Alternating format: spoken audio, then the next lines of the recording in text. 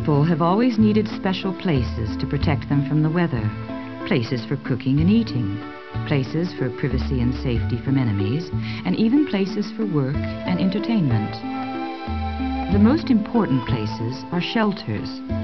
The first shelters were caves, or homes built with available natural materials like tree branches, animal skins, or even snow.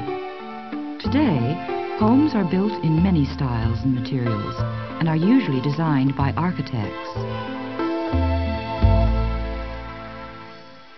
Caves and simple huts provide a single space for living, eating, and working. As cultures became more sophisticated, spaces were separated into different rooms, each one having a specific purpose. Some specialized types of houses, like feudal castles or emperors' palaces, were also the government buildings and often had hundreds of rooms. They were lavishly decorated to display both the power and wealth of the owner and the power and wealth of the land he governed. Some of the greatest surviving examples of historical architecture are not houses, but rather monumental buildings and ceremonial sites.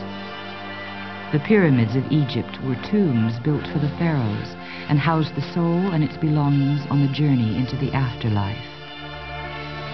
The ancient Greeks built public arenas for art and temples, like the Parthenon in Athens, to honor their gods and to provide a place of worship.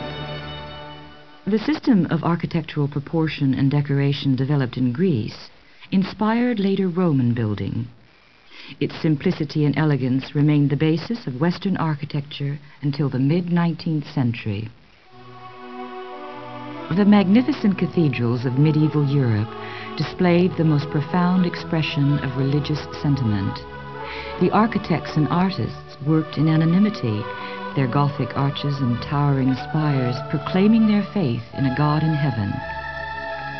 In Renaissance cathedrals, domes tended to replace the spires of medieval churches. Since ancient times, large public buildings such as these have required special materials and organization of labor. Timber frames and clay bricks supported houses, but monuments required stone blocks and large gangs of labor to move them. Bricks and stone blocks formed the basic building material of most European and American architecture until the modern era. Modern buildings, however, use strong steel and reinforced concrete girders covered in glass and plastic. Powerful machines enable the large-scale construction of 20th century office towers.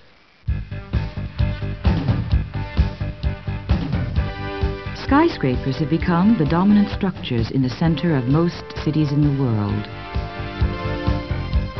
Exciting new architectural designs have made use of radical new materials and experimental visual styling. Churches, art galleries, and performing arts halls provide the architect with an opportunity to stretch creative powers. They have often become landmarks of particular cities, as the famous opera house has become a distinctive emblem of Sydney, Australia. The ground area surrounding buildings is often designed specially by landscape architects. Parks, water fountains, and sculpture gardens provide restful and visually interesting areas within the city core. Since the decline of interest in modernist towers, many traditional styles of design from around the world have been brought together in the architecture of postmodernism. Architects working in this style are calling for a more human scale of building and trying to make structures stylistically appropriate to the surrounding community. Like the visual art world in the 1980s, there is no single dominant style of architecture.